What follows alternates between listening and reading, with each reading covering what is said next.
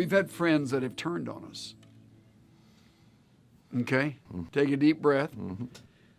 Some folks who are listening right now are a little afraid to trust again because they trusted and they had it blow up in their face. They realized later the individual was disloyal or was saying things that were unfair, inappropriate, I must say it, untrue.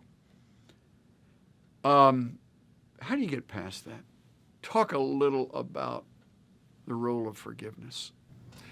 Well, in about 1990, I was listening to a sermon in Branson, and he called, his message was entitled, "Unforgiveness, the Greatest Sin." And You still remember that? Yes, sir, because it spoke to my heart. And the lack of forgiveness disrupts your communication your communion with the Father. Yes. And it disrupts that relationship, and it may expand to other relationships. Do you get suspicious if you don't forgive? Do you start wondering about, not too many you can trust? It's down to us four, and I'm not too sure about you three, type thing. You get a little paranoid? Not really, because what I've got to go back to is that God loved me enough to die for me because of all the junk in my life. Yeah. And a lot of it's still there. Yeah. Because I'm a work in progress. Yeah. But if He can forgive me unconditionally, how can I not forgive somebody else that hurt me or said something untrue? Initially, you have a reaction it's that painful. you want to take an action. Yeah. You want to defend yourself. Right. Or you want to correct them. Or you want to say, no, that wasn't true. But the best thing you can do is forgive. Yeah. And that takes care of so many issues. It takes pride off the table. It takes self off the table. Yes. It puts God's right perspective in your heart. Right.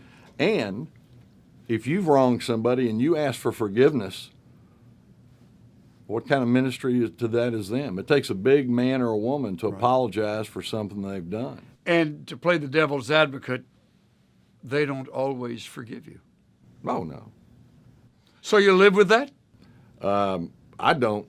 God's been very gracious to me in that area. Since I've made so many mistakes in my life, it's easy for me to forgive others. But I mean someone else who doesn't accept your apology and won't forgive you.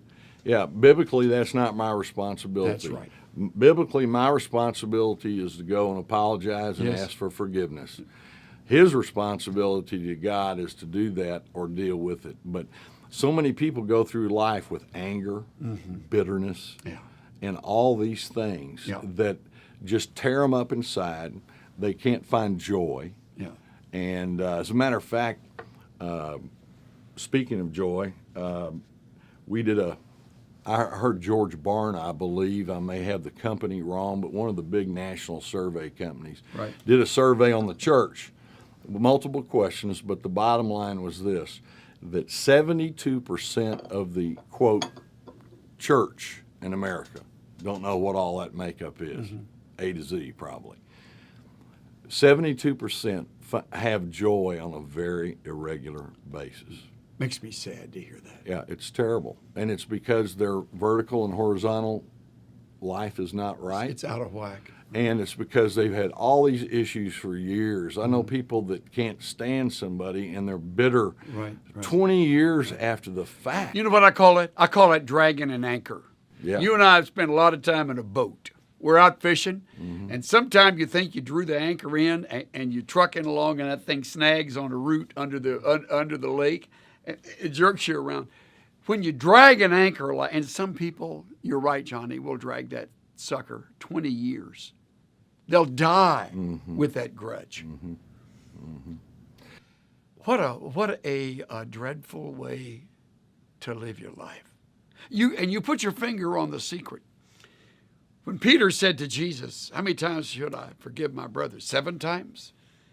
And the going rate then was you forgive them 3 times, and after that, I don't know what you do, lower the boom or whatever. And he doubled it and added 1, and Jesus said, not 7.